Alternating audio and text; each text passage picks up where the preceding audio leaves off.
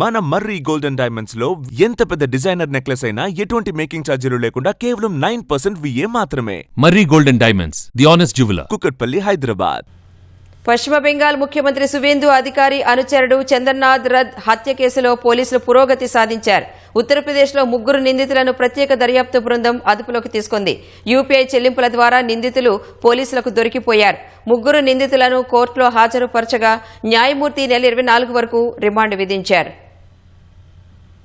పశ్చిమ బెంగాల్ రాజకీయాల్లో సంచలనం సృష్టించిన ముఖ్యమంత్రి సువేందు అధికారి అనుచరుడు చంద్రనాథ్ రథ్ హత్య కేసులో దర్యాప్తు సంస్థలు పురోగతి సాధించాయి.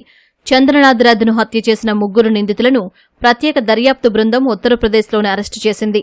పశ్చిమ బెంగాల్లో అసెంబ్లీ ఎన్నికల ఫలితాలు వెలువడిన 2 రోజులకే మద్యంగ్రామ్ క్రాసింగ్ సమీపంలో చంద్రనాథ్ రథ్ కారును అడ్డగించిన దుండగులు కాల్పులు జరిపి పరారయ్యారు. చంద్రనాథ్ అక్కడికక్కడే ప్రాణాలు విడిచారు. నిందితులు పక్కా ప్రణాళికతో బెంగాల్ వెలుపల నుంచి వచ్చినట్లు దర్యాప్తులో భాగంగా పోలీసులు గుర్తించారు.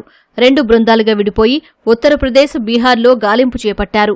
ఈ క్రమంలో యూపీలోని బాలీ టోల్ ప్లాజా వద్ద నిందితులు ప్రయాణిస్తున్న కారు టోల్ ఫీజును యూపీఐ ద్వారా చెల్లించడమే పోలీసులకు కీలక ఆధారంగా మారింది. ఆ డిజిటల్ చెల్లింపు ఆధారంగా మొబైల్ నంబర్ను సేకరించిన అధికారులు టెక్నికల్ సర్వైలెన్స్ ద్వారా నిందితుల కదలికలను ట్రాక్ చేశారు. ఆదివారం రాత్రి 3 అరెస్టు చేసిన పోలీసులు ట్రాన్సిట్ రిమాండ్ ద్వారా పశ్చిమ బెంగాల్కు తరలించారు.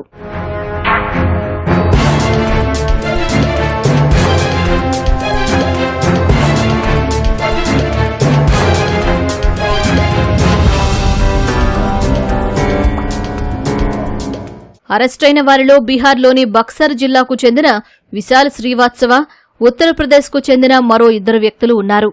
వీరిలో ఒకరు ప్రొఫెషనల్ షార్ప్ షూటర్ అని పోలీసులు అనుమానిస్తున్నారు. ఈ హత్య వెనుక కనీసం 8 మంది ప్రమేయం ఉందని పోలీసులు భావిస్తున్నారు. నిందితులు చాలా రోజుల పాటు రెక్కీ నిర్వహించి పక్కా పథకం ప్రకారం ఈ దాడికి పాల్పడ్డారని గుర్తించారు. పరారీలో ఉన్న మిగిలిన నిందితుల కోసం సిట్ బృందాలు పశ్చిమ బెంగాల్, బీహార్, యూపీలో ముమ్మరంగా గాలిస్తున్నాయి.